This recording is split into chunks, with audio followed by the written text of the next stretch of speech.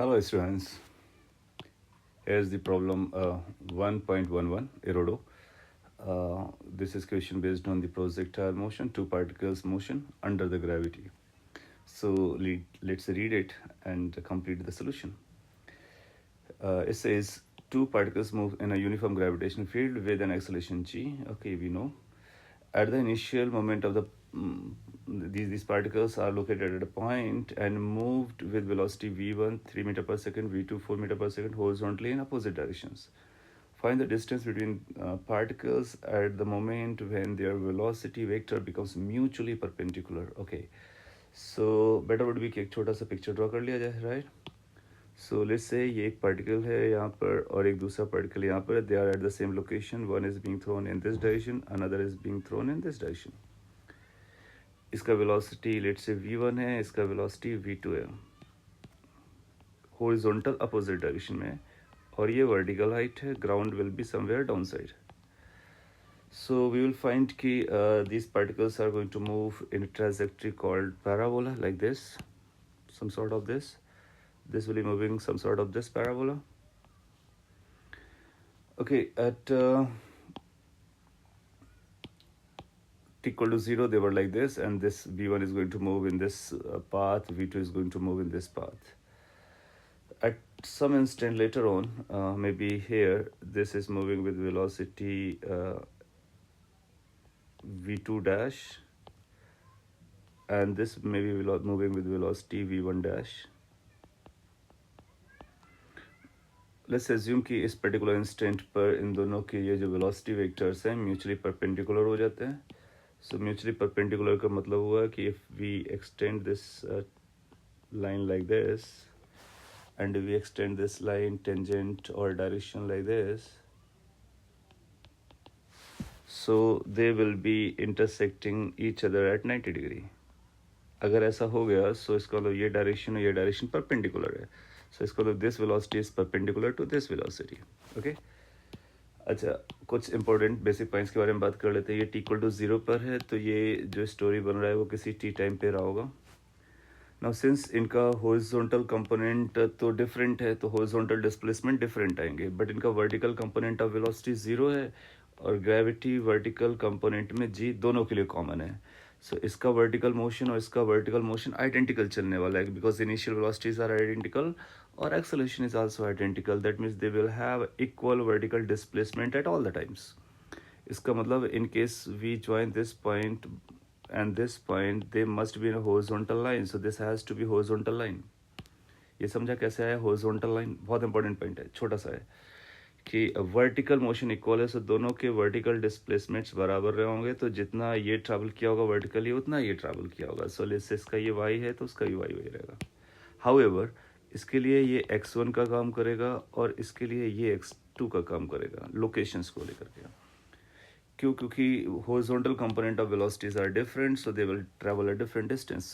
Moreover उनका time भी equal है, so we can write the horizontal displacement of first particle, that is x1.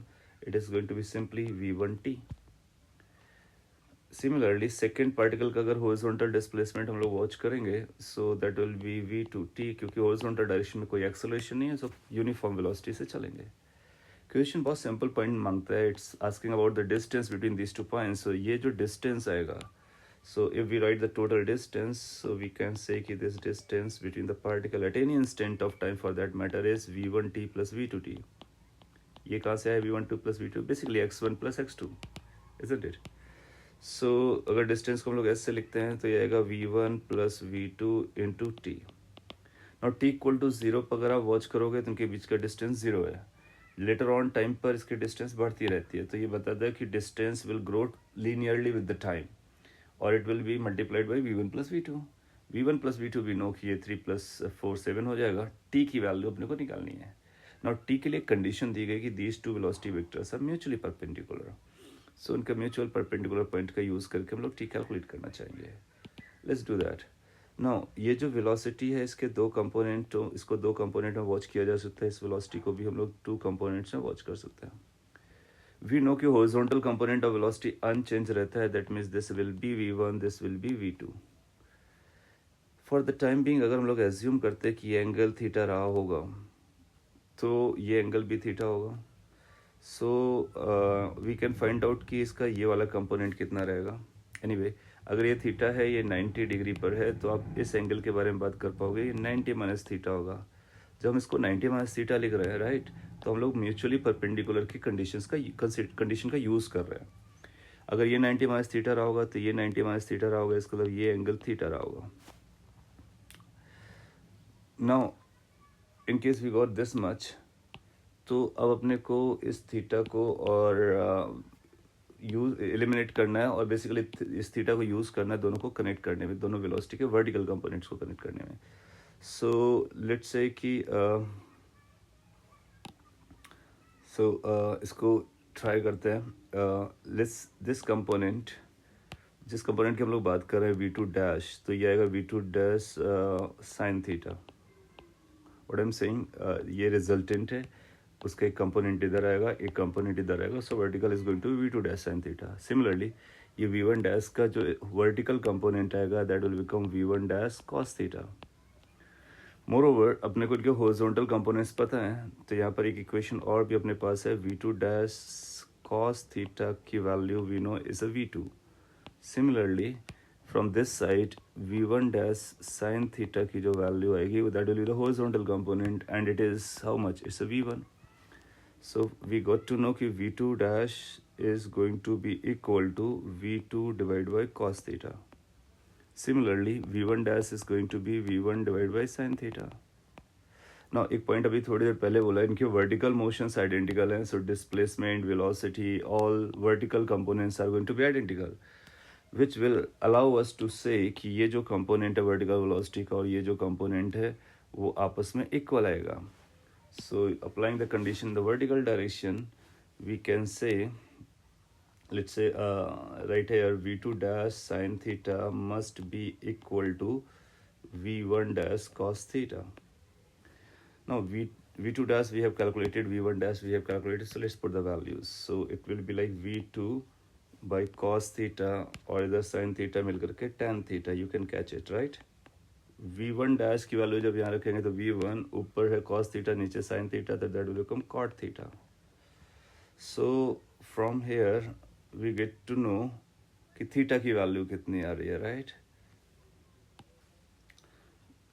This will give us tan theta, this is cot theta is also 1 by tan theta, so that becomes tan square theta is equal to v1 by v2. और यहाँ से tan square theta आ गया. अच्छा, ये जो velocity लिखी थी ये वर्टिकल कंपोनेंट ऑफ वेलोसिटी थी. थीटा की अगर वैल्यू आप कैलकुलेट करोगे so tan theta will be equal to under root v1 by v2. Moreover अपने को अगर vy लिखना हो इक्वेशन ऑफ मोशन से, तो vy will be equal to 0 plus gt, 0 plus gt, right. So इसका मतलब gt की वैल्यू इसके बराबर, इसके बराबर है, राइट. सो किसी एक की वैल्यू को पिक कर लेते हैं. So from here we will say कि gt is equal to vy is let's say this thing, so that is going to be v2 dash की वैल्यू यहाँ से डायरेक्टली फिल पिक कर देते हैं, तो v2 tan थीटा. सिंस ये v2 tan theta है तो इसकी वैल्यू आ जा रही है v2 under root v1 by v2. थोड़ा और सॉल्व करेंगे तो ये बन जाएगा square root of v1 v2. ना यहाँ से अगर t कैलकुलेट कर लिया जाए तो अपना काम हो गया. तो t turn out to be square root of v1 v2 divide by g. So this is the time after which you'll find these two velocities will become perpendicular. Now final answer देने के लिए कि कितना distance होगा, इस t की value को हम लोग यहाँ पर सब्स्टिट्यूट करेंगे, right. So the separation between the two points is going to be v1 plus v2 into t which is under root v1 v2 divide by g. ये एक्सप्रेशन हो गया आंसर के लिए, और अब इसमें हम v1 v2 जी की वैल्यू प्लेस कर सकते हैं, जिससे अपना फाइनल न्यूमेरिकल आंसर आ जाएगा. So you can put the values and you can check that this distance और separation turn out to be 2.5 metre. You can check this after doing the calculation. So once we got expression we can easily find out the numerical value. So this is how this question can be completed. Thank you.